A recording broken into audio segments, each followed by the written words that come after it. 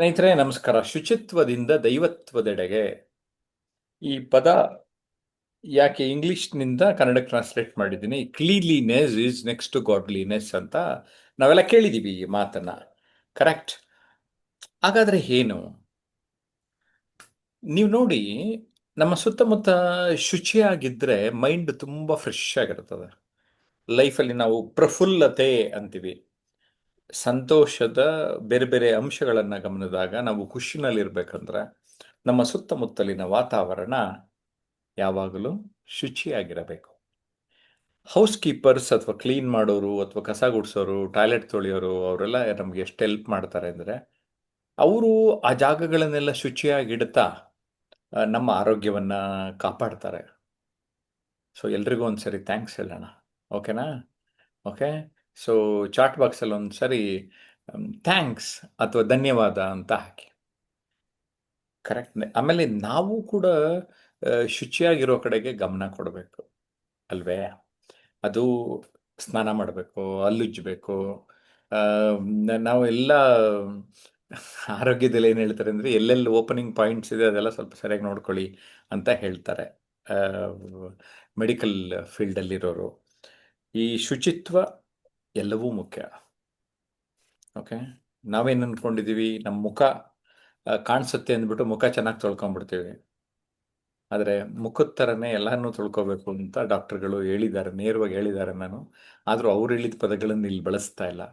Take care of your health, take care of all of your parts ಅಂತ ಹೇಳ್ತಾ, ಇದು ದೈವತ್ವದೆಡೆಗೆ ಅಂತ ಯಾಕೆ ಹೇಳಿದ್ದಾರೆ ಅಂದರೆ, ನಿಮ್ಮ ಶುಚಿಯಾಗಿದ್ದರೆ ಮಾತ್ರ ನೀವು ಗಾಡ್ಲಿನೆಸ್ಗೆ ಹೋಗೋಕ್ಕೆ ಸಾಧ್ಯ ಅಂತ ಒಂಥರ ತುಂಬ ಒಳ್ಳೆಯ ಮೀನಿಂಗ್ ಇದೆ. ಸ್ವಚ್ಛ ಭಾರತ್ ನಮ್ಮ ದೇಶದಲ್ಲಿ ಆಚರಣೆಯಲ್ಲಿದೆ. ಅದನ್ನು ಒಂದು ಕೇಂದ್ರ ಸರ್ಕಾರ ತಮ್ಮ ಯೋಜನೆಯನ್ನಾಗಿ ರೂಪಿಸಿ ಆಮ್, ಕೆಲವು ಕಾಲ ತುಂಬ ಅವೇರ್ನೆಸ್ನ ಮೂಡಿಸೋದಕ್ಕೆ ತುಂಬ ಪ್ರಯತ್ನ ಪಡ್ತು. ಕರೆಕ್ಟ್. ನಾನು ವಾರಕ್ಕೊಂದ್ಸರಿ ಕ್ಲಾಸ್ ಮಾಡಬೇಕಾದ್ರೆ ನಮ್ಮ ಆನ್ಲೈನ್ ಸ್ಟೂಡೆಂಟ್ಸ್ನೆಲ್ಲ ವಿಷಯ ಕೊಡ್ತಾ, ಹೇ ನೀವು ಮಾತಾಡ್ರಿ ಅಂತ ಹೇಳ್ತೇನೆ. ಕರೆಕ್ಟಾ? ಈಗ ಶೈಲಜಾ ಟೀಚರ್ ಅವ್ರಿಗೆ ನಾನು ನಿರೂಪಣೆ ಮಾಡಿ ಮೇಡಮ್, ನಮ್ಮ ಆನ್ಲೈನ್ ಸ್ಟೂಡೆಂಟ್ಸ್ ಎಲ್ಲ ಮಾತಾಡಿ ಅಂತ ಅವ್ರಿಗೆ ವಹಿಸ್ಬಿಡ್ತಾ ಇದ್ದೀನಿ. ಓಕೆ ಶೈಲಜಾ ಟೀಚರ್, ಆತ್ಮೀಯ ಸ್ವಾಗತ. Take care of this session ನಾವು. S Shailaja. Thank you sir. ಎಲ್ರಿಗೂ ನಮಸ್ಕಾರ. ಆ, ಇವತ್ತಿನ ಒಂದು ಚರ್ಚೆಯ ವಿಷಯ ಅತ್ಯಂತ ಆ, ಅರ್ಥಪೂರ್ಣವಾಗಿರ್ತಕ್ಕಂಥದ್ದು. ದಿವ್ಯತ್ವ ಅಂತ ಅಂದ್ರೆ ಶುಚಿತ್ವದಿಂದ ದಿವ್ಯತ್ವದ ಕಡೆಗೆ ಅಂತ.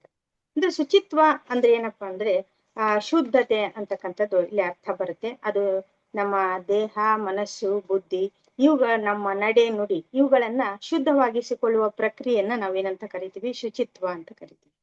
ದೈವತ್ವ ಅಂದ್ರೆ ಏನಪ್ಪಾ ಅಂದ್ರೆ ದೈವಿ ಗುಣಗಳನ್ನ ಅವುಗಳನ್ನ ನಮ್ಮಲ್ಲಿ ಅಳವಡಿಸಿಕೊಳ್ಳುತ್ತಾ ಸಾಗುವುದನ್ನ ದೈವತ್ವ ಅಂತ ಹೇಳಿ ಕರಿತೀವಿ. ಹೀಗೆ ಈ ಶುಚಿತ್ವಕ್ಕೂ ದೈವತ್ವಕ್ಕೂ ಸಂಬಂಧ ಏನು ಅಂತಂದ್ರೆ, ಈ ಶುಚಿತ್ವ ಮನಸ್ಸು, ದೇಹ, ಬುದ್ಧಿ ಶುದ್ಧವಾದಾಗ ಭಗವಂತನು ಅಲ್ಲಿ ತಂತಾನೆ ಆ ಒಂದು ವ್ಯಕ್ತಿಯನ್ನ ಹುಡುಕಿಕೊಂಡು ಬರ್ತಾನೆ ಅಂತ ಹೇಳ್ತಾರೆ. ಹಾಗಾಗಿ ಮೊದಲು ನಾವು ನಮ್ಮ ಬದುಕಿನಲ್ಲಿ ಬಸವಣ್ಣವರು ಕೂಡ ಒಂದು ಮಾತು ಹೇಳ್ತಾರ, ಕೊಳ ಬೇಡ ಹುಸಿಯ ನುಡಿಯಲು ಬೇಡ, ಇದಿರು ಅಳೆಯಲು ಬೇಡ ಅನ್ಯರಿಗೆ ಅಸಹ್ಯ ಪಡಬೇಡ. ಇದೇ ಅಂತರಂಗ ಶುದ್ಧಿ, ಇದೇ ಬಹಿರಂಗ ಶುದ್ಧಿ, ಇದೇ ನಮ್ಮ ಕೂಡಲ ಸಂಗಮ ದೇವನೊಲಿಸುವ ಪರಿ. ಅಂದ್ರೆ ಆ ಶುಚಿತ್ವ ಅಂತಕ್ಕಂಥದ್ರಿಂದ ನಮ್ಗೆ ಏನಾಗುತ್ತೆ? ನಮ್ಮ ದೇಹ, ಮನಸ್ಸು, ಬುದ್ಧಿ ಶುದ್ಧವಾದಂತೆಲ್ಲ ನಮ್ಮ ವ್ಯಕ್ತಿತ್ವ, ನಡೆ ನುಡಿಗಳಲ್ಲಿ ದೈವತ್ವ ಅಂತಕ್ಕಂಥದ್ದು ಪ್ರಕಟಗೊಳ್ಳುತ್ತಾ ಸಾಗುತ್ತೆ. ಹಾಗಾಗಿ ಇದು ಒಂದು ಬದುಕಿನ ಪಯಣ, ಶುಚಿತ್ವದಿಂದ ದೈವತ್ವದೆಡೆಗೆ ಅಂತಕ್ಕಂಥದ್ದು. ಇದು ಒಂದು ದಿನದಲ್ಲಿ ಆಗ್ತಕ್ಕಂಥದ್ದಲ್ಲ, ಇದೊಂದು ಬದುಕಿನುದ್ದ ನಡೆಯುವಂತಹ ಒಂದು ನಿರಂತರ ಪ್ರಕ್ರಿಯೆ, ಬದುಕಿನ ಒಂದು ಗುರಿ ಅಂತ ನಾವು ತೆಗೆದುಕೊಳ್ಬಹುದು. ಸ್ನೇಹಿತರೆ, ನೋಡೋಣ ಬನ್ನಿ. ಇವತ್ತು ನಮ್ಮ ಆನ್ಲೈನ್ ಪಾರ್ಟಿಸಿಪೆಂಟ್ ಎಲ್ಲರೂ ಈ ವಿಷಯದ ಬಗ್ಗೆ ತುಂಬಾ ತಯಾರಿಯಾಗಿ ತಮ್ಮ ಅಭಿಪ್ರಾಯಗಳನ್ನ ವ್ಯಕ್ತಪಡಿಸಲು ಇಲ್ಲಿದ್ದಾರೆ. ಮೊದಲೇದಾಗಿ ಅನಂತ ಕೃಷ್ಣ ಮೋಹನ್ ಸರ್ ತಮ್ಮ ಅಭಿಪ್ರಾಯವನ್ನು ತಿಳಿಸ್ಬೇಕಂತ ಕೇಳ್ಕೊತೀನಿ. ನಮಸ್ಕಾರ ಮೇಡಮ್, ಎಲ್ಲರಿಗೂ ನಮಸ್ಕಾರ. ಶುಚಿತ್ವದಿಂದ ದೈವತ್ವದ ಕಡೆಗೆ. ಶುಚಿತ್ವ, ದೈವತ್ವ.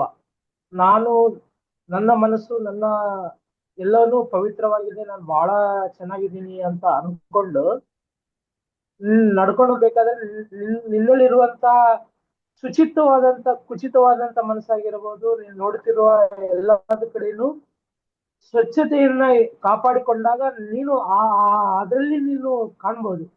ಎಲ್ಲವೂ ಎಲ್ಲವೂ ಹೆಂಗ ನಾವು ಈ ಸಮಾಜದಲ್ಲಿ ನಾವು ಹೋಗ್ತಾ ಇರ್ತೀವಿ. ನಮ್ಮ ಆಫೀಸ್ ಆಗಿರ್ಬೋದು, ನಾವು ಕುಂದ್ರೋ ಸ್ಥಳ ಆಗ್ಬೋದು, ರಸ್ತೆ ಆಗಿರ್ಬೋದು, ನಾವ್ ಎಲ್ಲವನ್ನೂ ದಾಟ್ಕೊಂಡ್ ಬರ್ಬೇಕಾದ್ರೆ ಅಲ್ಲಿನ ಪೊಲ್ಯೂಷನ್ಸ್ ಆಗಿರ್ಬೋದು, ಅಲ್ಲಿನ ಶಬ್ದ ಆಗಿರ್ಬೋದು, ಅಲ್ಲಿನ ಮನುಷ್ಯರಾಗಿರ್ಬೋದು, ಅಲ್ಲಿನ ಎಲ್ಲಾ ವಾತಾವರಣದಲ್ಲಿ ಶುಚಿತ್ವವಾಗಿ ಇದ್ದಾಗ ಮನುಷ್ಯರು ಪವಿತ್ರವಾದಂತ ಕಡೆಗೆ ಅವನು ನಾವು ಇವಾಗ ಪ್ರತಿದಿನ ಲೈಫ್ ಅಲ್ಲಿ ಮನೆಯಲ್ಲಿ ಇದ್ದು ಕೆಲವು ಕಡೆ ಒಂದೊಂದ್ಸರಿ ಹೋದಾಗ ಮನಸ್ಸು ಬಹಳ ನಿರ್ಮಲವಾಗಿರ್ತದೆ. ಕಾರಣ ಏನಂದ್ರೆ ಅಲ್ಲಿ ಶುಚಿತ್ವತೆ ಇರ್ತದೆ. ನಾವು ಇನ್ನ ವಿವರಣೆಯಿಂದ ನೋಡ್ಬೇಕಂದ್ರೆ ನಾವು ಮನೆಯನ್ನು ಬಿಟ್ಟು ದೇವಸ್ಥಾನಕ್ಕೆ ಹೋದಾಗ ಅಲ್ಲಿನ ವಾತಾವರಣ, ಅಲ್ಲಿನ ಇದು ಎನ್ವೈರನ್ಮೆಂಟ್ ಗೆ ನಮ್ಮಲ್ಲಿ ದೈವತ್ವ ಕೊಡ್ತೈತಿ. ಆ ರೀತಿ ಅಪ್ರಾಕ್ಸಿಮೇಟ್ ಅದನ್ನೆಲ್ಲವನ್ನು ನಾವು ನಿರ್ಮಾಣ ಮಾಡ್ಕೋಬೇಕು ಅಂದ್ರೆ ನಮ್ ಕಣ್ಣು ಮುಂದೆ ಕಾಣೋ ಪ್ರತಿ ಒಂದನ್ನು ನಾವು ಸ್ವಚ್ಛತೆಯಿಂದಾಗಿ ಇದರಿಂದ ನೋಡಿದಾಗ ಮಾತ್ರ ನಾವು ಬೆಳಿಗ್ಗೆ ಎದ್ದಾಗ ಆ ಎದ್ದು ಹಂಗೆ ಹಾಸಿಗೆನಲ್ಲೇನೆ ಹಂಗೆ ಆ ಬೆಡ್ಶೀಟ್ಸ್ ಅವೆಲ್ಲ ಇರ್ತವೆ, ಹಂಗೆ ಕಾಫಿ ಕುಡಿಯೋದು, ಅದು ಮತ್ತೆ ಹಂಗೆ ಅಡ್ಡಾಡೋದು. ಎದ್ದ ಕೂಡಲೇ ಏನ್ ನಾವು ನೀಟಾಗಿ ಒಂದು ಬೆಡ್ಶೀಟ್ ಮಡ್ಚಿಡೋದಾಗಿರ್ಬೋದು, ಬೆಡ್ ಕ್ಲೀನ್ ಮಾಡ್ಕೊಂಡು ಅಲ್ಲಿನ ಒಂದು ಎನ್ವೈರನ್ಮೆಂಟ್ ನೀಟಾಗಿ ಮಾಡ್ಕೊಳ್ಳೋದ್ರಿಂದ ನಮ್ಮ ಮನಸ್ಸಿಗೆ ಪ್ರಶಾಂತತೆ ಬರ್ತದೆ. ಆ ಪ್ರಶಾಂತತೆ ನಮ್ಮಲ್ಲಿ ನಿರ್ಮಾಣ ಆದಾಗ ಮತ್ತೆ ನಾವು ಅಲ್ಲಿಂದ ಹೋಗ್ತಾ ಇರ್ಬೇಕಾದ್ರೆ ಆವತ್ತಿನ ದಿನ ನಾವು ಏನ್ ಮಾಡ್ಬೇಕು, ಯಾವ ಟೈಮ್ಗೆ ಏನೇನ್ ಮಾಡ್ಬೇಕು, ಈ ಪಂಚೇಂದ್ರಿಯಗಳ ಜೊತೆಗೆ ನಾವು ತೆಗೆದುಕೊಳ್ಳುವ ಆಹಾರ ಆಗ್ಬೋದು, ನಾವು ನಾವು ಏನೇ ಆಹಾರ ತಗೊಂತಿದೀವಿ ಅಂತ ಅದನ್ನು ಕೂಡ ಒಂದು ಸ್ವಚ್ಛವಾದ ರೀತಿಯಲ್ಲಿ ನಾವು ಆಹಾರನ ಸೇವನೆ ಮಾಡಿದಾಗ ಮನಸ್ಸು ಕೂಡ ಅಷ್ಟೇ ಪವಿತ್ರತೆಯಿಂದ ಇರ್ತದೆ. ನಾವು ನಾವು ಏನೇನ್ ನೋಡ್ತಾ ಇರ್ತೀವಿ, ನಮ್ಮ ಆರೋಗ್ಯಕರ ಖಿನ್ನತೆ ಆಗಿರ್ಬೋದು, ಒಂದು ಸ್ಕಿನ್ ಆಗಿರ್ಬೋದು, ನಾವು ಎಲ್ಲವನ್ನೂ ಕಾಪಾಡ್ಕೊಂಡಾಗ ನಮ್ಮಲ್ಲಿ ಸ್ವಚ್ಛತೆಯ ಒಂದು ದೈವತ್ವ ಕಡೆ ಹೋಗ್ತೀವಿ.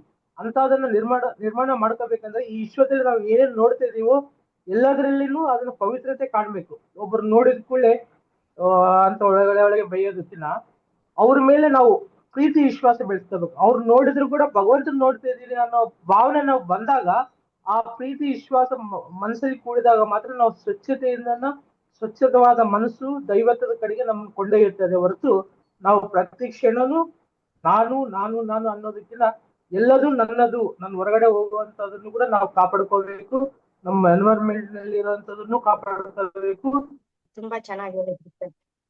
ಅಂದ್ರೆ ಸ್ವಚ್ಛತೆ ಅಂತಕ್ಕಂಥದ್ದು ಆರೋಗ್ಯಕ್ಕೂ ಮೂಲ, ಹಾಗೆ ಶುದ್ಧವಾದ ಭಾವನೆಗಳು ನಮ್ಮ ವ್ಯಕ್ತಿತ್ವವನ್ನ ಸುಂದರವಾಗಿಸುತ್ತವೆ ಅಂತ ತುಂಬಾ ಸೊಗಸಾಗಿ ಹೇಳಿದ್ರಿ ಸರ್. ಧನ್ಯವಾದಗಳು ಸರ್. ಹಾಗೆ ನೇತ್ರಾವತಿ ಮೇಡಮ್, ಈ ವಿಷಯದ ಬಗ್ಗೆ ತಮ್ಮ ಅಭಿಪ್ರಾಯ ತಿಳಿಸಿ.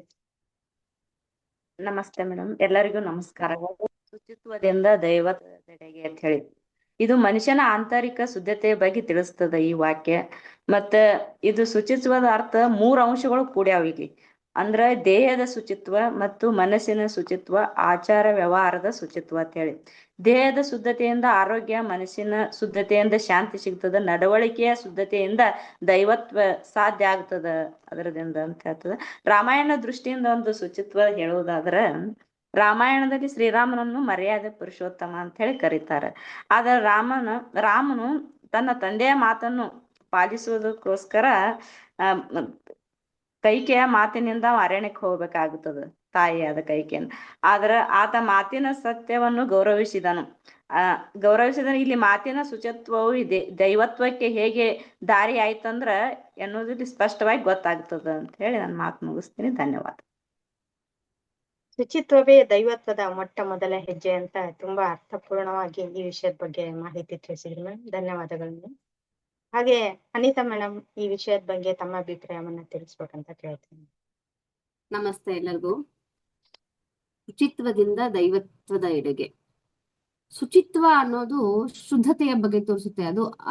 ಅದು ಆಂತರಿಕ ಶುದ್ಧಿ ಇರ್ಬೋದು, ಬಹಿರಂಗ ಶುದ್ಧಿ ಇರಬಹುದು. ಯಾವಾಗ್ಲೂ ಯಾವ ಸ್ಥಳ ಶುದ್ಧವಾಗಿರುತ್ತೋ ಅಂತ ಸ್ಥಳದಲ್ಲಿ ನಾವಿದ್ದಾಗ ನಮ್ಮ ಮನಸ್ಸು ಪ್ರಶಾಂತವಾಗಿರುತ್ತೆ. ಇವಾಗ ನಾವು ದೇವಸ್ಥಾನಕ್ಕೆ ಹೋಗಿದ್ದಾಗ ನಮ್ಗೆ ಒಂದು ಪಾಸಿಟಿವ್ ವೈಬ್ಸ್ ಯಾಕೆ ಬರುತ್ತೆ ಅಂತಂದ್ರೆ ಆ ಜಾಗ ಆ ತರ ಇರುತ್ತೆ. ಯಾವಾಗ್ಲೂ ನಮ್ಮ ದೇಹನೂ ಶುಚಿಯಾಗಿರ್ಬೇಕು, ಮನಸ್ಸು ಶುಚಿಯಾಗಿರ್ಬೇಕು, ಹಾಗೆ ಆಲೋಚನೆಗಳು ಕೂಡ ಶುಚಿಯಾಗಿರ್ಬೇಕು. ಆವಾಗ ಒಬ್ಬ ಮನುಷ್ಯ ಪರಿಪೂರ್ಣ ವ್ಯಕ್ತಿ ಆಗ್ಬೋದು ಅಂತ ಹೇಳಕ್ ಇಷ್ಟಪಡ್ತೀನಿ.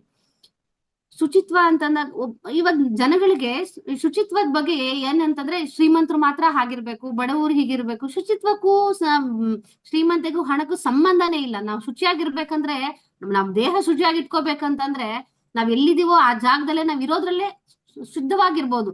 ಒಂದು ನೀರಿದ್ರೆ ಸಾಕು, ನೀಟಾಗಿ ಸ್ನಾನ ಮಾಡ್ಕೊಂಡು ಇರೋ ಬಟ್ಟೆನಲ್ಲೇ ಐರನ್ ಮಾಡ್ಕೊಂಡು ಹಾಕೊಂಡು ಆ ಶುಚಿತ್ವ ಏನಿದೆಯಲ್ಲ ಅದು ಅವ್ರ ವ್ಯಕ್ತಿತ್ವನ ತೋರಿಸುತ್ತೆ. ಇವಾಗ ನಮ್ಮ ಅಂಬೇಡ್ಕರ್ ಇರ್ಬೋದು, ಅಂಬೇಡ್ಕರ್ ಹುಟ್ಟಿರೋ ಜಾಗ ಯಾವುದು, ಅವರ ಮನೆ ಪರಿಸ್ಥಿತಿ ಹೇಗಿತ್ತು, ಬಟ್ ಅವಾಗಿನ ಕಾಲದಿಂದ ಅವ್ರು ಹೇಗೆ ಅವರ ಒಂದು ಡಿಸಿಪ್ಲಿನ್ ಅನ್ನ ಮಾಡ್ಕೊಂಡ್ ಬಂದಿದ್ರು, ಅದರಿಂದ ಅವ್ರ ವ್ಯಕ್ತಿತ್ವ ನಿರ್ಧಾರ ಆಗುತ್ತೆ. ಹಾಗೆ ಯಾವಾಗ್ಲೂ ಇನ್ನೊಂದು ಹಣಕಾಸು ಅಷ್ಟೇನೆ. ಕೆಲವ್ರು ಹೇಳ್ತಾರೆ ಎಲ್ಲಿ ತುಂಬಾ ಶುದ್ಧತೆ ಇರುತ್ತೋ ಅಲ್ಲಿ ಮಾತ್ರ ಲಕ್ಷ್ಮಿ ನೆಲೆಸಿರ್ತಾಳೆ ಅಂತ ಹೇಳ್ತಾರೆ. ಹಾಗೆ ಎಲ್ಲಿ ಶುದ್ಧವಾಗಿರೋ ಮನುಷ್ಯರು ಎಲ್ಲಿ ಶುದ್ಧವಾಗಿರ್ತಾರೋ, ಎಲ್ಲಿಯ ಜಾಗ ಶುದ್ಧವಾಗಿರುತ್ತೋ, ಎಲ್ಲಿಂದ ಮನುಷ್ಯ ಶುದ್ಧವಾಗಿರುತ್ತೋ ಅಲ್ಲಿ ಎಲ್ಲ ಕೂಡ ಒಳ್ಳೇದಾಗುತ್ತೆ. ಅಂಥವ್ರಿಗೆ ಈ ಇಷ್ಟು ಶುದ್ಧ ದೇಹ, ಮನಸ್ಸು, ಆಲೋಚನೆ ಎಲ್ಲ ಶುದ್ಧವಾಗಿರೋರ್ಗೆ ದೇವರ ಆಶೀರ್ವಾದ ಯಾವಾಗ್ಲೂ ಇರುತ್ತೆ ಅಂತ ಹೇಳಕ್ ಇಷ್ಟಪಡ್ತೀನಿ. ಥ್ಯಾಂಕ್ ಯು ಎಲ್ಲರಿಗೂ. ಅಕ್ಷರ ಸಹ ಸತ್ಯಮನಂತ ಮಾತು. ನಮ್ಮ ಶಾಸ್ತ್ರಗಳು ಕೂಡ ಇದನ್ನೇ ಹೇಳ್ತಾವ. ಶೌಚಾತ್ ಶುಚಿತ್ವಂ, ಶುಚಿತ್ವಾತ್ ಪವಿತ್ರತಾ, ಪವಿತ್ರತಾಯಾಮ್ ದೈವತ್ವಂ. ಅಂದರೆ ಶುಚಿತ್ವದಿಂದ ನಮ್ಗೆ ಶೌಚದಿಂದ ಶುಚಿತ್ವ ಬರುತ್ತೆ, ಶುಚಿತ್ವದಿಂದ ಪವಿತ್ರತೆ ಬರುತ್ತೆ, ಪವಿತ್ರತೆಯಿಂದ ದೈವತ್ವ ಬರುತ್ತೆ ಅನ್ನೋದು ಕೂಡ ನಮ್ಮ ಶಾಸ್ತ್ರಗಳು ಹೇಳ್ತಾವೆ ಮ್ಯಾಮ್. ತುಂಬಾ ಚೆನ್ನಾಗಿ ಹೇಳಿದ್ವಿ ಮೇಡಮ್, ಧನ್ಯವಾದಗಳು ಮೇಡಮ್. ಹಾಗೆ ಈ ವಿಷಯದ ಬಗ್ಗೆ ನವೀನ್ ಕುಮಾರ್ ಸರ್ ತಮ್ಮ ಅಭಿಪ್ರಾಯವನ್ನು ತಿಳಿಸ್ಬೇಕಂತ ಕೇಳ್ತೀನಿ.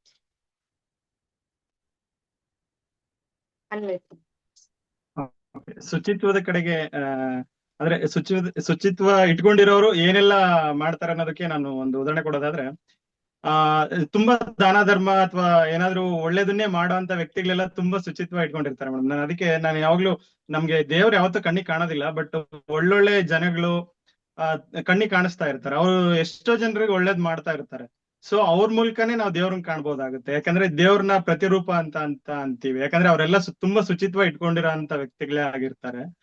ಸೊ ಹಂಗಾಗಿ ಈಗ ನಾವು ನಮ್ ತಂದೆ ತಾಯಿಯಲ್ಲೂ ದೇವ್ರ ಕಾಣ್ಬೋದು. ಯಾಕಂದ್ರೆ ಅವರು ಕೂಡ ನಮ್ಗೆ ಏನೆಲ್ಲ ಬೇಕು ಬೇಡ ಅಂತ ತಿಳ್ಕೊಂಡು ನಮ್ಗೆ ಎಲ್ಲಾನು ಕೊಟ್ಟಿರ್ತಾರೆ. ಸೊ ನಾವು ಕೂಡ ನಮ್ಮಲ್ಲಿ ಶುಚಿತ್ವ ಇದ್ರೆ ನಮ್ ತಂದೆ ತಾಯಿಗಳಲ್ಲೂ ಕೂಡ ತುಂಬಾ ದೇವ್ರನ್ನ ಕಾಣ್ಬೋದು ಅಂತ ಹೇಳೋದಕ್ಕೆ ಇಷ್ಟಪಡ್ತೀನಿ ಮೇಡಮ್. ತುಂಬಾ ಚೆನ್ನಾಗಿ ಹೇಳಿದ್ರಿ ಸರ್. ಅಂದ್ರೆ ಶುಚಿತ್ವದಿಂದ ದೈವ ಸಾಕ್ಷಾತ್ಕಾರಕ್ಕೆ ಅದ್ ಮಾರ್ಗ. ನಾವು ಎಷ್ಟು ನಮ್ಮ ಭಾವನೆಗಳನ್ನ, ಬುದ್ಧಿಯನ್ನ, ವಿಚಾರವನ್ನ ಶುದ್ಧವಾಗಿ ಇಟ್ಕೊಂತೀವಿ, ಹಾಗೆ ಪ್ರತಿಯೊಂದು ವಸ್ತುವಿನಲ್ಲೂ ಕೂಡ ನಾವು ದೈವತ್ವವನ್ನ ಕಾಣ್ತೀವಿ ಅನ್ನೋದನ್ನ ತುಂಬಾ ಚೆನ್ನಾಗಿ ಹೇಳಿದ್ರಿ ಸರ್. ಧನ್ಯವಾದಗಳು ಸರ್. ಹಾಗೆ ಈ ವಿಷಯದ ಬಗ್ಗೆ ಪ್ರೇಮಲತಾ ಮೇಡಮ್ ಅವರು ಏನ್ ಹೇಳ್ತಾರೆ ಅನ್ನೋದನ್ನ, ಪ್ರೇಮಲತಾ ಮೇಡಮ್ ತಮ್ಮ ಅಭಿಪ್ರಾಯ. ಅನ್ಮ್ಯೂಟ್ ಮಾ. ಈ ದಿನ ಏನು ಅಂತಂದ್ರೆ ಶುಚಿತ್ವ ತುಂಬಾ ಇಂಪಾರ್ಟೆಂಟ್. ಈಗ ಎಲ್ಲಾ ಕಡೆನೂ ಶುಚಿತ್ವ ಶುಚಿತ್ವ ಶುಚಿತ್ವ, ಸ್ವಚ್ಛ ಭಾರತ, ಸ್ವಚ್ಛವಾಗಿದ್ರೇನೆ ಅದಕ್ಕೊಂದು ಬೆಲೆ, ಗೌರವ. ಯಾವ ಜಾಗದಲ್ಲಿ ಕ್ಲೀನ್ ಆಗಿರುತ್ತೆ, ಎಲ್ಲಿ ಸ್ವಚ್ಛ ಇರುತ್ತೆ, ಅಲ್ಲಿ ಒಂದು ಆರೋಗ್ಯನೂ ಕೂಡ ನಮಗೆ ಒಳ್ಳೆ ಆರೋಗ್ಯ ಆಗಿರುತ್ತೆ. ನಮ್ಮ ಮನೆ ಸುತ್ತಮುತ್ತ 1-2 ಕಿಲೋಮೀಟರ್ ಆದ್ರೂ ನಾವು ಒಂದು ಶುಚಿತ್ವವಾಗಿ ಇಟ್ಕೊಂಡ್ರೆ ನಮ್ಮ ಮನೆಗೆ ದೈವತ್ವದ ಕಳೆ ಬರುತ್ತೆ. ನೋಡಿದವರು ಕೂಡ ಇವ್ರ ಮನೆ ಸುತ್ತಮುತ್ತ ಚೆನ್ನಾಗಿದೆ, ಇವ್ರು ಗ್ರಾಮದ ಸುತ್ತಮುತ್ತ ಚೆನ್ನಾಗಿದೆ, ಇವ್ರ ದೇವಸ್ಥಾನ ಸುತ್ತಮುತ್ತ ಚೆನ್ನಾಗಿದೆ, ಇವ್ರ ಸ್ಕೂಲ್ಗಳ ಸುತ್ತಮುತ್ತ ಚೆನ್ನಾಗಿದೆ. ಸ್ಕೂಲ್ ಹತ್ರನು, ಎಷ್ಟೋ ಸ್ಕೂಲ್ಗಳ ಹತ್ರನು ಹಳ್ಳಿ ಕಡೆ ನೋಡ್ಬೇಕು, ಮರ ಗಿಡಗಳದಿಂದ ಎಲೆಗಳೆಲ್ಲ ಬಿದ್ದು, ಕಸಗಳೆಲ್ಲ ಬಿದ್ದಿರುತ್ತೆ. ಅಲ್ಲಿ ಸ್ಕೂಲ್ ಮಕ್ಳ ಹತ್ರನು ಅದನ್ನೆಲ್ಲ ಕ್ಲೀನ್ ಮಾಡಿಸ್ಬಿಟ್ಟು ಒಂದು ಎಷ್ಟು ಸ್ವಚ್ಛವಾಗಿ ಅಂದ್ರೆ, ನಮ್ ಸ್ಕೂಲಲ್ಲೂ, ಪ್ರಾಥಮಿಕ ಸ್ಕೂಲಲ್ಲಿ ಸ್ವಚ್ಛವಾಗಿ ಇಟ್ಟಿರ್ತಾರೆ. ಮಕ್ಳ ಕೈಲೆಲ್ಲ ಅದನ್ನೆಲ್ಲ ತೆಗೆಸ್ಬಿಟ್ಟು ಎಲ್ಲ ಮಾಡಿ. ಆ ಸ್ಕೂಲಿಗೆ ಹೋದಾಗ ಒಂದು ನಮಗೆ ಎಷ್ಟು ಕಳೆಯಾಗಿರುತ್ತೆ ಅಂದ್ರೆ ಅಷ್ಟು ಖುಷಿ ಆಗುತ್ತೆ ನೋಡಕ್ಕೆ. ಅಲ್ಲಿ ಮಕ್ಳಿಗೊಂದು ಶುಚಿತ್ವ ಕಳಿಸ್ದಂಗೂ ಆಗುತ್ತೆ, ಆ ದೈವತ್ವದ ಕಡೆಗೆ ಆ ಮಕ್ಳನ್ನ ಕರ್ಕೊಂಡು ಹೋದಂಗೂ ಆಗುತ್ತೆ. ಆ ಮಕ್ಳಿಗೆ ಒಂದ್ ಒಳ್ಳೆ, ನಾವು ಒಂದು ಒಳ್ಳೆ ಸ್ವಚ್ಛತೆ ಬಗ್ಗೆ ಹೇಳ್ಕೊಟ್ಟಂಗೂ ಆಗುತ್ತೆ. ಹಾಗೆ ದೇವಸ್ಥಾನದಲ್ಲೂ ಅಷ್ಟೇ. ಅನಿತಾ ಮೇಡಮ್ ಹೇಳ್ದಂಗೆ ನಾವು ಅಲ್ಲಿ ಹೋಗಿ ಒಂದು ಒಳ್ಳೆ ಪಾಸಿಟಿವ್ ನ ನಾವು ಅಲ್ಲಿ ನೋಡ್ತೀವಿ. ಒಂದು ನಮ್ಗೆ ಒಳ್ಳೆ ಮೈ ರೋಮಾಂಚನವಾಗುವಂಗೆ ಒಂದು ಕೂತ್ರಿ ಅಲ್ಲಿ ಆ ಕ್ಲೀನು, ಇದು ದೇವಸ್ಥಾನದಲ್ಲಿ ನೋಡಿದ್ರೆ ಖುಷಿ ಆಗುತ್ತೆ. ಎಲ್ಲಾ ಕಡೆನೂ ಹಂಗೆ. ಈಗ ಸ್ವಚ್ಛ ಭಾರತ, ಇಡೀ ಭಾರತ ದೇಶದಲ್ಲಿ ಎಷ್ಟು ಮಟ್ಟಿಗೆ ಸ್ವಚ್ಛವಾಗಿ ಇಟ್ಕೋಬೇಕು ಅನ್ನೋದನ್ನ ಮೋದಿಜಿಯವರು ಈಗಾಗ್ಲೇ ಸುಮಾರು ಜನನ ಕರೆದು, ಅವರು ಪೌರ ಕಾರ್ಮಿಕರಿಗೂ ಸಹ ಪಾದ ಪೂಜೆ ಮಾಡಿ ಅವ್ರಿಗೊಂದು ಗೌರವ ಸಲ್ಲಿಸೋದ್ರಿಂದ ಇಡೀ ನಮ್ಮ ದೇಶನ ಶುಚಿತ್ವದಲ್ಲಿ ಇಟ್ಕೊಂಡಿದ್ದಾರೆ ಅಂತ ಹೇಳಿ ಅವ್ರಿಗೊಂದು ಗೌರವ ಸಲ್ಲಿಸೋ ಕಾರ್ಯಕ್ರಮನ ಕೂಡ ಮಾಡಿದ್ದಾರೆ. ಅವ್ರಿಗಿಂತ ದೊಡ್ಡವ್ರನ್ನ ನಾವೇನಲ್ಲ. ಶುಚಿತ್ವ ನಮ್ಗೆ, ಅವರು ನಮ್ಗೆ ಎಲ್ಲಿ ಎಲ್ಲ ಕ್ಲೀನ್ ಮಾಡ್ಕೊಟ್ಟು ನಮ್ಮನ್ನ ಒಂದು ಆರೋಗ್ಯನ ಕಾಪಾಡ್ಕೊಡ್ತಾರಲ್ಲ ಅಂತ ಪೌರ ಕಾರ್ಮಿಕರಿಗೆ ನಾನು ನನ್ನ ನಮನಗಳನ್ನ ತಿಳಿಸ್ತೀನಿ. ಹಾಗೆ ನಾವು ಒಂದು ಬಟ್ಟೆ ಹಾಕಿ ಶುಚಿತ್ವನ ನೋಡಿ ಇದ್ ಮಾಡ್ತೀವಿ. ಒಂದೇ ಜೊತೆ ಬಟ್ಟೆ ಆದ್ರೂನು ಅದನ್ನ ತೊಳೆದು ಅದನ್ನ ಐರನ್ ಮಾಡಿ ನೀಟಾಗಿ ಹಾಕೊಂಡು ನಾವು ಅದನ್ನೇ ಒಂದು ಶುಚಿತ್ವವಾಗಿ ಇಟ್ಕೊಂಡ್ರೆ ನಮ್ಮ ಮನಸ್ಸು, ನಮ್ಮ ಬಟ್ಟೆ, ನಮ್ಮ ಇದು ಎಲ್ಲ ಶುಚಿಯಾಗಿರುತ್ತೆ. ನೋಡೋರ್ಗುನು ನಾವು ಅಶುದ್ಧವಾಗಿರ್ಬಾರ್ದು, ಶುದ್ಧವಾಗಿ ಕಾಣಿಸ್ಬೇಕು. ಒಂದೇ ಜೊತೆ ಬಟ್ಟೆ ಆದ್ರೂನು ನಾವು ಶುದ್ಧವಾಗಿ ಕಾಣಿಸ್ಬೇಕು. ಪರವಾಗಿಲ್ಲಪ್ಪ, ಇವ್ರು ಒಂದೇ ಜೊತೆ ಬಟ್ಟೆ ಆದ್ರೂ ನೀಟಾಗಿ ಬರ್ತಾರೆ ಅಂತ.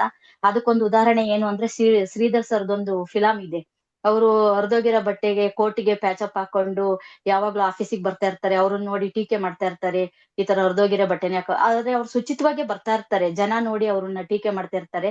ಅದು ಒಂದು ನಮ್ಗೆ ಒಂದು ಪಾಠ ಆಗಿರುತ್ತೆ. ನಾವು ಕೆಲವು ಕಡೆ ನೋಡಿರ್ತೀವಿ, ಎಷ್ಟೋ ಜನಕ್ಕೆ ಹಾಕೊಳ್ಳೋಕೆ ಬಟ್ಟೆನೇ ಇರಲ್ಲ, ದೊಡ್ಡ ದೊಡ್ಡ ಶ್ರೀಮಂತರುಗಳು ಒಳ್ಳೊಳ್ಳೆ ಬಟ್ಟೆ ಹಾಕೊಂಡ್ ಬಂದಿರ್ತಾರೆ, ಕೆಲವರು ಇರೋ ಬಟ್ಟೆನೇನೆ ಪ್ಯಾಚಪ್ ಆದ್ರೂ ತೊಳ್ಕೊಂಡ್ ನೀಟಾಗಿ ಬಂದಿರ್ತಾರೆ. ಅವ್ರ ಲೆವೆಲ್ ಹಂಗಿದ್ರೆ ನಮ್ ಲೆವೆಲ್ ಹಿಂಗಿರುತ್ತೆ. ಬಟ್ ಶುದ್ಧತೆ ಅನ್ನೋದು ಶ್ರೀಮಂತ ಬಡವ ಭೇದ ಭಾವ ಇರಲ್ಲ, ಸ್ವಚ್ಛತೆ ಅನ್ನೋದು ಭೇದ ಭಾವ ಇರಲ್ಲ, ದೈವತ್ವ ಎಲ್ಲಾ ಕಡೆನೂ ಇರುತ್ತೆ. ಎಲ್ಲಿ ಶುದ್ಧವಾಗಿರುತ್ತೆ ಅಲ್ಲಿ ದೇವರು ನೆಲೆಸಿರ್ತಾನೆ ಅಂತೇಳಿ ಹೇಳಕ್ ಇಷ್ಟಪಡ್ತೀನಿ. ತುಂಬಾ ಚೆನ್ನಾಗಿ ಹೇಳಿದ್ವಿ ಮೇಡಮ್. ಶುಚಿತ್ವ ಅಂತಕ್ಕಂಥದ್ದು ಸಕಾರಾತ್ಮಕ ತರಂಗಗಳನ್ನ ಪಸರಿಸಲು ಸಹಾಯ ಆಗುತ್ತೆ. ಹಾಗೆ ಮುಂದಿನ ಜನಾಂಗ ಆಗಿರ್ತಕ್ಕಂಥ ಮುಂದಿನ ನಾಗರಿಕರಾಗಿರ್ತಕ್ಕಂಥ ಮಕ್ಕಳಲ್ಲೂ ಕೂಡ ಶುಚಿತ್ವದ ಬಗ್ಗೆ, ಶುದ್ಧವಾದ ಮನಸ್ಸಿನ ಬಗ್ಗೆ ತಿಳಿಸುವುದರ ಮೂಲಕ ಉತ್ತಮ ಸಮಾಜವನ್ನ ಕಟ್ಬೋದು ಅಂತ ತುಂಬಾ ಅರ್ಥಪೂರ್ಣವಾಗಿ ಹೇಳಿದ್ವಿ ಮೇಡಮ್. ಧನ್ಯವಾದಗಳು ಮೇಡಮ್. ಹಾಗೆ ಈ ವಿಷಯದ ಬಗ್ಗೆ ಮಂಜುಳಾ ಮೇಡಮ್ ಅವ್ರು ತಮ್ಮ ಅಭಿಪ್ರಾಯವನ್ನ ತಿಳಿಸ್ಬೇಕಾಗಿ ಒಂದು ವಾಕ್ಯ ಇದೆ. ಈ ವಾಕ್ಯ ನಾವು ಸ್ವಚ್ಛತೆಯ ಪ್ರಾಮುಖ್ಯತೆ ನಮಗೆ ತಿಳಿಸುತ್ತೆ. ನಾವೆಷ್ಟು ಕ್ಲೀನ್ ಆಗಿರ್ತೀವಿ, ಎಷ್ಟು ಶುದ್ಧವಾಗಿರ್ತೀವೋ ಅಷ್ಟು ನಮ್ಮ ಮನಸ್ಸು ಪ್ರಫುಲ್ಲಿತವಾಗಿರುತ್ತೆ, ಶಾಂತವಾಗಿರುತ್ತೆ, ನೆಮ್ಮದಿಯಾಗಿರುತ್ತೆ. ಈಗ ನಾವು ಬೆಳಗ್ಗೆ ಎದ್ದ ತಕ್ಷಣ ಅದೇನು ರಾತ್ರಿ ಮಲಗಿ ಬೆಳಗ್ಗೆ ಹೇಳೋದು ಅಂದ್ರೆ ಅದು ಮರು ಜನ್ಮ ಅಂತ ಒಂದ್ ಕಡೆ ಹೇಳ್ತಾರೆ. ಅಂದ್ರೆ ಮಲಗೋದು ಸಾಯೋದಕ್ಕೆ ಸಮ, ಮತ್ತೆ ಬೆಳಗ್ಗೆ ಎದ್ದಾಗ ಅದು ಮರು ಜನ್ಮಕ್ಕೆ ಸಮ ಅಂತ ಹೇಳ್ತಾರೆ. ಹಾಗೆ ನಾವು ಮಲಗಿ ಎದ್ಮೇಲೆ ತಕ್ಷಣ ನಾವು ಕೈಕಾಲು ಮುಖ ತೊಳೆದು ಬ್ರಷ್ ಮಾಡ್ಕೊಂಡು ಸ್ವಚ್ಛ ಆಗ್ತೀವಿ. ನಂತರ ನಮ್ಮನೆ ಅಂಗಳ ಗುಡಿಸಿ ಸಾರಿಸಿ ಅರ್ಶಿನ ಕುಂಕುಮ ಎಲ್ಲ ಹಾಕ್ತೀವಿ. ಹಂಗಿಟ್ಟಾಗ ನಮ್ಮ ಮನ್ಸಿಗೆ ಏನೋ ಒಂದು ನೆಮ್ಮದಿ, ತುಂಬಾ ಖುಷಿ ಆಗುತ್ತೆ. ಆಮೇಲೆ ಒಳಗಡೆ ಬಂದು ಇಡೀ ಮನೆ ಸಾರಿಸಿ ಗುಡಿಸಿ ಒರೆಸ್ಕೊಂಡು ಸ್ನಾನ ಮಾಡಿ ಪೂಜೆ ಮಾಡ್ಲಿಕ್ಕೆ ಹೋದಾಗ ಅಲ್ಲಿ ನಮ್ಮ ಪಂಚೇಂದ್ರಿಯಗಳು ಆಮೇಲೆ ಪಂಚತತ್ವಗಳು ಎಲ್ಲ ಒಟ್ಟಿಗೆ ಸೇರ್ಕೊಂಡು ಅಲ್ಲೊಂದು ಭಕ್ತಿ ಭಾವ ಮೂಡುತ್ತೆ. ಅವಾಗ ಮನುಷ್ಯ ಸಹಜವಾಗಿ ತನ್ನಲ್ಲಿರೋ ಯಾವುದೇ ಗುಣಗಳಿದ್ರು ಕೂಡ ಆ ಸಂದರ್ಭದಲ್ಲಿ ಮರೆತು ಒಂದು ಸಂಪೂರ್ಣ ದೇವರಿಗೆ ತಲೆಬಾಗಿರ್ತಾನೆ, ಸಂಪೂರ್ಣ ದೇವರಿಗೆ ತನ್ನನ್ನು ಅರ್ಪಿಸಿಕೊಂಡಿರ್ತಾನೆ. ಈ ರೀತಿ ನಾವು ಸ್ವಚ್ಛತೆಯನ್ನು ಕಾಪಾಡ್ಕೊಳ್ಳೋದ್ರಿಂದ ನಮ್ಮಲ್ಲಿ ದೈವತ್ವ ಬಂದೇ ಬರುತ್ತೆ. ಇನ್ನು ನಾವು ಮನುಷ್ಯನ ಆರೋಗ್ಯ ನಮ್ಮ ಸ್ವಚ್ಛತೆನೇ ಬುನಾದಿ. ಸ್ವಚ್ಛತೆ ಇದ್ರೆ ಮನಸ್ಸಿಗೆ ನೆಮ್ಮದಿ ಸಿಗುತ್ತೆ, ಶಾಂತಿ ಇರುತ್ತೆ. ಸ್ವಚ್ಛತೆ ಇದೆ ಅಂದ್ರೆ ನಾವು ಬದುಕಲಿಕ್ಕೆ ಯೋಗ್ಯವಾದ ವಾತಾವರಣ ಇದೆ ಅಂತ ಅರ್ಥ ಆಗ್ತದೆ. ನಮ್ಮ ಮನೆ ಒಳಗಾಗ್ಲಿ ಹೊರಗಾಗ್ಲಿ, ಜೊತೆಗೆ ಸಾರ್ವಜನಿಕ ಸ್ಥಳಗಳು, ಶಾಲೆ, ಕಾಲೇಜು, ಆಸ್ಪತ್ರೆ ಈ ತರ ಕಡೆ ಎಲ್ಲಾನು ಅಲ್ಲೂ ಕೂಡ ನಾವು ಶುಚಿತ್ವ ಕಾಪಾಡ್ಕೊಳ್ಬೇಕು. ಯಾಕೆಂದ್ರೆ ಜನಸಂದಣಿ ಜಾಸ್ತಿ ಇರುವಂತ ಜಾಗದಲ್ಲಿ ಬ್ಯಾಕ್ಟೀರಿಯಾ ವೈರಸ್ಗಳು ಜಾಸ್ತಿ ಇರ್ತವೆ. ಅಲ್ಲೆಲ್ಲ ನಾವು ಸ್ವಚ್ಛತೆ ಕಾಪಾಡ್ಕೊಂಡ್ರೆ ನಮ್ಮ ಮಕ್ಕಳು ಆಮೇಲೆ ಅಲ್ಲಿ ಆಸ್ಪತ್ರೆಗೆ ಹೋಗುವಂತ ರೋಗಿಗಳು ಎಲ್ಲರೂ ಆರೋಗ್ಯವನ್ನು ಕಾಪಾಡ್ಕೊಳಕ್ಕಾಗುತ್ತೆ, ಸಾಧ್ಯ ಆಗುತ್ತೆ. ಇಲ್ಲ ಅಲ್ಲೇನೆ ಹೋಗಿ ರೋಗ ಹಚ್ಕೊಳ್ಳುವಂತ ಪರಿಸ್ಥಿತಿ ನಮ್ಮಲ್ಲಿ ಇದೆ. ನಾವು ಅದನ್ನೆಲ್ಲ ಸರ್ಕಾರ ಆಗ್ಲಿ ಜನಸಾಮಾನ್ಯರಾಗ್ಲಿ ನಾವೆಲ್ಲರೂ ಸೇರಿ ಆ ಕಡೆ ಗಮನ ಕೊಟ್ಟು ಅದನ್ನ ಸುಧಾರಿಸೋ ಪ್ರಯತ್ನ ಮಾಡಬೇಕಾಗಿದೆ. ಎಲ್ಲಿ ಸ್ವಚ್ಛತೆ ಇರುತ್ತೋ, ಎಲ್ಲಿ ಶಾಂತಿ ಇರುತ್ತೋ, ಎಲ್ಲ ನೆಮ್ಮದಿ ಇರುತ್ತೋ ಅಲ್ಲಿ ಖಂಡಿತ ದೇವರಿರ್ತಾನೆ. ಶುದ್ಧವಾದ ಪರಿಸರದಲ್ಲಿ ಶುದ್ಧವಾದ ಮನಸ್ಸು ಇರುತ್ತೆ, ಶುದ್ಧವಾದ ಆತ್ಮ ಇರುತ್ತೆ, ಶುದ್ಧತೆಗೆ ಕಾರಣವಾದ ದೈವತ್ವನೂ ಇರುತ್ತೆ. ನಮಸ್ಕಾರ. ಆಳವಾಗಿ ಹೇಳಿದ್ರು ಮೇಡಮ್. ಅಂದ್ರೆ ನಾವು ಈ ಶುಚಿತ್ವ ಅನ್ನೋದೇ ದೈವತ್ವ. ನಾವು ಮೊದ್ಲು ನಮ್ಮ ಮನಸ್ಸು, ನಮ್ಮ ದೇಹ, ಮನಸ್ಸು, ಮನೆ, ಪರಿಸರ, ವಾತಾವರಣ ಈ ಶುದ್ಧವಾಗಿ ಇಟ್ಕೊಳ್ತಾ ಹೋಗೋದ್ರಿಂದ ಈ ಸಮಾಜ ಅಂತಕ್ಕಂಥದ್ದು, ಜಗತ್ತಂಥದ್ದು ಒಂದು ಸುಂದರ ತಾಣವಾಗಿ ಪರಿವರ್ತನೆ ಆಗುತ್ತೆ. ಮನಸ್ಸು ಕೂಡ ತುಂಬಾ ಸಕಾರಾತ್ಮಕವಾಗುತ್ತೆ, ಶಾಂತಿಯುತವಾಗುತ್ತೆ. ಸಮಾಜದಲ್ಲೂ ಕೂಡ ಶಾಂತಿ ನೆಲೆಸೋದಕ್ಕೆ ಈ ಶುಚಿತ್ವ ಅಂತಕ್ಕಂಥದ್ದು ಕಾರಣ ಆಗುತ್ತೆ ಅಂತ ತುಂಬಾ ಚೆನ್ನಾಗಿ ಹೇಳಿದ್ವಿ ಮೇಡಮ್. ಧನ್ಯವಾದಗಳು. ಹಾಗೆ ಈ ವಿಷಯದ ಬಗ್ಗೆ ಸಂತೋಷ್ ಶೆಟ್ಟಿ ಸರ್ ತಮ್ಮ ಅಭಿಪ್ರಾಯವನ್ನು ತಿಳಿಸಬೇಕಾಗಿ ಕೇಳ್ಕೊಳ್ತೀನಿ.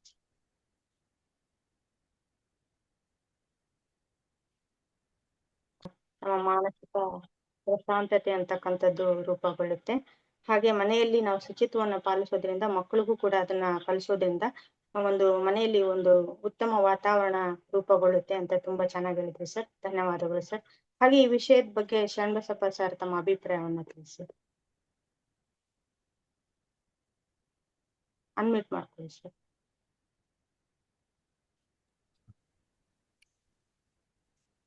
ಕತ್ತಲಿನಿಂದ ಬೆಳಕಿನೆಡೆಗೆ ಸಾಗಬೇಕು. ಸ್ನೇಹಿತರೆ, ನಾನು ಜಯಪ್ರಕಾಶ್ ನಾಗ್ತಿಹಳ್ಳಿ. ಎಲ್ಲರೂ ಈ ಪದ ಕೇಳ್ತಾ ಇರ್ತೀವಿ. ವಿಶೇಷವಾಗಿ ದೀಪಾವಳಿ ಸಂದರ್ಭದಲ್ಲಿ ಕತ್ತಲಿನಿಂದ ಬೆಳಕಿನೆಡೆಗೆ ಸಾಗೋಣ ಅನ್ನುವ ಮಾತನ್ನ ಕೂಡ ಬೆಳೆಸ್ತಾ ಇರ್ತೀವಿ. ಸೊ ಕತ್ತಲು ಬೆಳಕು, ಎಲ್ಲ ಒಂದು ಹಗಲು ರಾತ್ರಿ, ಒಳ್ಳೆಯದು ಕೆಟ್ಟದ್ದು, ನೆಗೆಟಿವ್ ಪಾಸಿಟಿವ್, ಈ ಥರದ್ದು ಏನೇನೋ ಕಂಪೇರ್ ಮಾಡ್ತಾ ಇರ್ತೀವಿ. ಕತ್ತಲು ಬರೀ ಕತ್ತಲಲ್ಲಿ ಇರೋಕ್ಕಾಗಲ್ಲ, ಅದರ ಲೈಟ್ ಬೇಕು. ತುಂಬ ಕತ್ತಲಲ್ಲಿ ಈವನ್ ಒಂದು ಮೆಣದ ಬತ್ತಿ ಎತ್ಕೊಂಡ್ರೂ ಬೆಳಕು ಬರ್ತದೆ. ಸೊ ಆ ಥರದ್ದೆಲ್ಲ ನಡೀತಾ ಇರುತ್ತೆ. ಈ ಥರದ ವಿಚಾರದ ನಾವು ಅನುಸರಿಸ್ತಾ ಇರ್ತವೆ. ಮತ್ತು ಲೈಟ್, ಜೀವನದಲ್ಲಿ ಲೈಟ್ ತುಂಬ ಇಂಪಾರ್ಟೆಂಟು. ಅದು ಲೈಟನ್ನ ನಾಲೆಡ್ಜ್ಗೂ ಹೋಲಿಸ್ತಾರೆ.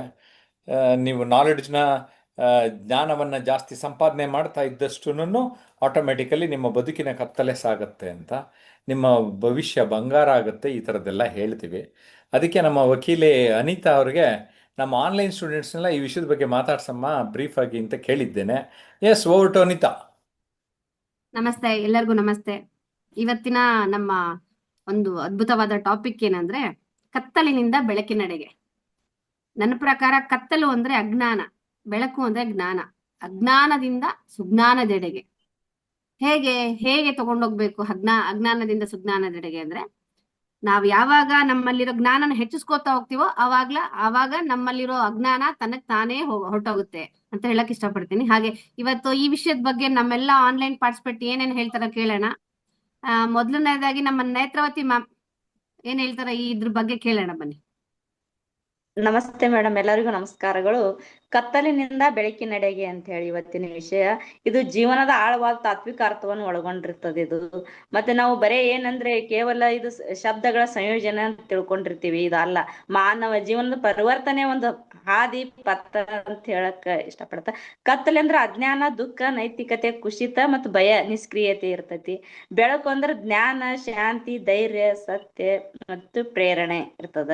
ಮತ್ತೆ ಈಗ ಮನುಷ್ಯ ಹುಟ್ಟಿನಿಂದಲೂ ಬೆಳಕಿನ ಕಡೆ ಹುಡುಕಾಟದಲ್ಲಿ ಬೆಳಕಿನ ಹುಡುಕಾಟದಲ್ಲಿ ಆತನ ಪ್ರಯಾಣ ಕತ್ತಲಿನಿಂದ ಬೆಳಕಿನ ಕಡೆಗೆ ನಡೆಯುವುದು ಒಂದು ಆಧ್ಯಾತ್ಮಿಕ ಯಾತ್ರೆ ಆಗಿರ್ತದ. ಕತ್ತಲಿನಿಂದ ಬೆಳಕಿನ ನಡೆಯುವ ಮಾರ್ಗದಲ್ಲಿ 3 ಹಂತವ ಅನಿಸ್ತವ: ಜ್ಞಾನೋದಯ, ಪ್ರಯತ್ನ, ಜೀವನ ಪ್ರಕಾಶ ಅಂತ ಹೇಳಿ. ಜೀವನ ಪ್ರಕಾಶ ಸಂಕ್ಷಿಪ್ತ. ಬೆಳಕಿನಲ್ಲಿರುವ ಜೀವನ ಅಂದ್ರೆ ಶಾಂತಿ, ನೈತಿಕತೆ ಮತ್ತು ಕರುಣೆ ಇರ್ತದೆ. ಕತ್ತಲನ್ನು ಜಯಿಸಿದವರು ಇತರರಿಗೂ ಬೆಳಕಾಗುತ್ತಾರ ಅಂತ ಹೇಳಿ ನನ್ನ ಮಾತು ಮುಗಿಸ್ತೀನಿ. ಧನ್ಯವಾದ. ನಮ್ಮ ನೇತ್ರಾವತಿ ಮೇಡಮ್ ಅವರು ತುಂಬಾ ಅದ್ಭುತವಾಗಿ ಹೇಳಿದ್ದಾರೆ. Thank you. ಎಲ್ಲರಿಗೂ ನಮಸ್ಕಾರ. ನೆಕ್ಸ್ಟ್ ಅನಂತ ಕೃಷ್ಣ ಸರ್, ನೋಡೋಣ ಏನ್ ಹೇಳ್ತಾರ ಕೇಳೋಣ, ಬನ್ನಿ. ನಮಸ್ಕಾರ ಮೇಡಮ್, ಎಲ್ಲರಿಗೂ ನಮಸ್ಕಾರ. ಕತ್ತಲಿಂದ ಬೆಳಕಿನ ಸಾಗಬೇಕು. ಕತ್ತಲು ಅಂದ್ರೇನೆ ಅಸತ್ಯ, ಮೋಹ, ಅಸ್ಥಿರತೆ. ಈ ಕತ್ತಲಿಂದ ಬೆಳಕಿನ ಕಡೆಗೆ. ಬೆಳಕು ಅಂದ್ರೆ ಸತ್ಯ, ಶಾಂತಿ, ಪವಿತ್ರತೆ. ಈ ಎರಡನ್ನೂ ನಾವು ಪ್ರತಿನಿತ್ಯ, ಇವಾಗ ನಮ್ಮ ಕವಿ ಒಬ್ರು ಹೇಳ್ತಾರೆ, ಅಚ್ಚುವೆ ನನ್ನ ಅನಿತೆ ಅಂತಂದು, ಶಿವರುದ್ರಪ್ಪ ಅವರು. ಅದೇ ರೀತಿ ಸಿದ್ಧಲಿಂಗೇಶ್ವರ ಸ್ವಾಮಿ ಅವರು ಹೇಳ್ತಾರೆ, ಬಿಜಾಪುರ ಸಿದ್ಧಲಿಂಗ ಸ್ವಾಮಿ ಅವರು. ಅವ್ರೇನ್ ಹೇಳ್ತಾರೆ ಅಂದ್ರೆ, ನಮ್ಮೊಳಗಡೆ ಕಾಮ, ಕ್ರೋಧ, ಮದ, ಮತ್ಸರದಿಂದ ತುಂಬ್ಕೊಂಡ್ಬಿಟ್ಟಿದೆ, ಅದನ್ನ ತೆಗೆದ್ರೆ ಬೆಳಕೆ ಅಂತ ಹೇಳ್ತಾ ಇರ್ತಾರೆ. ಸೊ ನಮ್ಮ ಪ್ರತಿನಿತ್ಯನೂ ನಾವು ನಡೆಯುವ ಇದರಲ್ಲಿ ಕೂಡ ಬೆಳಕನ್ನು ಕಾಣ್ಬೇಕು, ಒಂದು ಒಳ್ಳೇದನ್ನು ಕಾಣ್ಬೇಕು. ಇವಾಗ ಶಿವರುದ್ರ ಕವಿಗಳು ಏನ್ ಹೇಳ್ತಾರೆ ಅಂದ್ರೆ, ಅಚ್ಚುವೆ ನಾನು ಅನಿತೆ ಅಂತ. ನಾನು ಅಟ್ಲೀಸ್ಟ್ ಹಚ್ಚಿದಾಗ ನೀನನ್ನ ಕಾಣ್ತೀನಿ ನನಗೆ, ಅಂದ್ರೆ ಜ್ಞಾನ ಅನ್ನೋದನ್ನ ಒಂದು ಕಣ್ಣಿಗೆ ಕಾಣ್ತೈತಿ ಅನ್ನಂಗೆ ಹೇಳ್ತಾರೆ. ಇದ್ರ ಬಗ್ಗೆ ವಿವರಣೆಯಿಂದ ಹೇಳ್ಕೊಂತ ಹೋದ್ರೆ ಬಹಳ ಅದ್ಭುತವಾದಂತ ವಿಷಯ. ಥ್ಯಾಂಕ್ ಯು ಮೇಡಮ್, ಕೃತಜ್ಞತೆಗಳು. ಅದ್ಭುತವಾಗಿ ಮಾತಾಡಿದ್ದಾರೆ ಅನಂತಕೃಷ್ಣ ಸರ್ಗೆ ಧನ್ಯವಾದ. ಈಗ ನವೀನ್ ಕುಮಾರ್ ಸರ್ ಏನ್ ಹೇಳ್ತಾರ ಕೇಳೋಣ, ಬನ್ನಿ. ಹಾ ಮೇಡಮ್, ಇದಕ್ಕೊಂದು ಉದಾಹರಣೆ ಕೊಡೋದಾದ್ರೆ ಈ ಅಂಗುಲಿಮಾಲ ಮತ್ತೆ ಬುದ್ಧ ಅವ್ರದ್ದು ಹೇಳ್ಬೋದು. ಕತ್ಲಲ್ಲಿದ್ದಂತ ಅಂಗುಲಿಮಾಲನ್ನ ಬರೀ ಪ್ರೀತಿಯ ಬೆಳಕಿನ ದಾರಿ ಎಡೆಗೆ ತಂದ್ರು ಬುದ್ಧ ಅವರು. ಹಂಗಾಗಿ ಈ ಯಾವಾಗ್ಲೂ ಅಜ್ಞಾನ ಕತ್ಲಲ್ಲಿರುತ್ತೆ, ಅದನ್ನ ತುಂಬಾ ಬೆಳಕಲ್ಲಿ ಬರ್ಬೇಕು ಅಂದ್ರೆ ಅದು ಜ್ಞಾನ ಅಂತ ಹೇಳ್ಬೋದು ಮೇಡಮ್. ಇಷ್ಟೇ ಮೇಡಮ್. ಥ್ಯಾಂಕ್ ಯು, ತುಂಬಾ ಚೆನ್ನಾಗಿ ಸಂಕ್ಷಿಪ್ತವಾಗಿ ಹೇಳಿದ್ದಾರೆ. ತುಂಬಾ ಥ್ಯಾಂಕ್ ಯು ಸರ್. ಈಗ ಸಂತೋಷ್ ಶೆಟ್ಟಿ ಸರ್ ಏನ್ ಹೇಳ್ತಾರ ಕೇಳೋಣ, ಬನ್ನಿ. ನಮಸ್ತೆ ಸರ್.